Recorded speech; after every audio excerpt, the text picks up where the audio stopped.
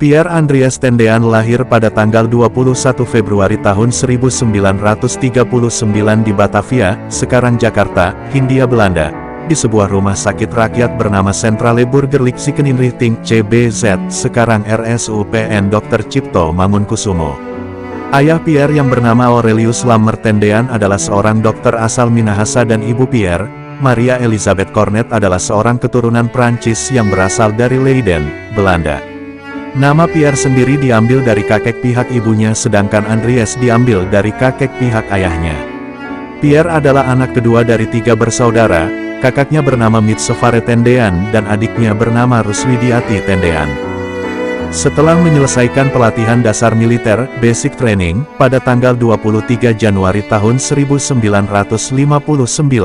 Tendean dikukuhkan menjadi prajurit taruna.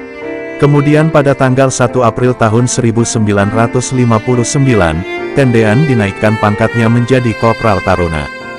Dalam rangka penumpasan Gerakan Pemerintahan Revolusioner Republik Indonesia (PRRI), 1 Batalion Taruna Zeni dibentuk untuk mendukung Operasi 17 Agustus. Tendean ditempatkan di Peleton 3 Kompi pertama Batalion Taruna Zeni. Setelah tugas Batalion Taruna Zeni berakhir pada tanggal 31 Desember tahun 1959, Tendean kembali ke Jakarta bersama Taruna ATEKAD lainnya pada tanggal 6 Januari tahun 1960. Bulan itu juga, Tendean mendapat penghargaan Satya Lencana Sapta Marga atas jasanya dalam operasi militer di Sumatera. Selain itu, dia dan rekan-rekannya naik pangkat ke Sersan Taruna. Pada tanggal 19 Desember tahun 1961, Tendean dilantik menjadi perwira muda dengan pangkat Letnan II. Dia masih melanjutkan studinya di ATEKAD selama 1 tahun lagi untuk menyelesaikan kursus aplikasi bidang teknik konstruksi. Setelah menyelesaikan kursus aplikasi, pada tanggal 13 Desember tahun 1962 Tendean ditugaskan ke Batalion Zeni Tempur 1 Daerah Militer 2, Bukit Barisan. Pada tanggal 15 April tahun 1965, Tendean dipromosikan menjadi Letnan 1 dan ditugaskan sebagai Ajudan Jenderal Nasution yang pada saat itu menjabat sebagai Menteri Koordinator Pertahanan dan Keamanan Kepala Staf Angkatan Bersenjata Menko Hankam Kasab. Pada dini hari tanggal 1 Oktober tahun 1965, pasukan Gerakan 30 September G30S mendatangi rumah dinas Nasution dengan tujuan untuk menculiknya.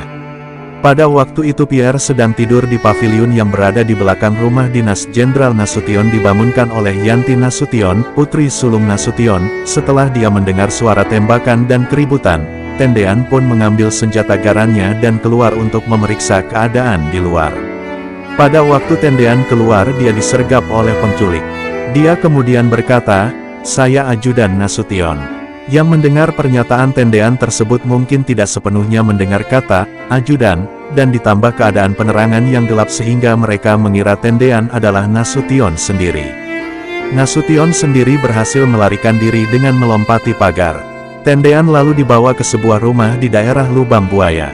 Dia ditembak mati dan mayatnya dibuang ke sebuah sumur tua bersama ke-6 perwira lainnya.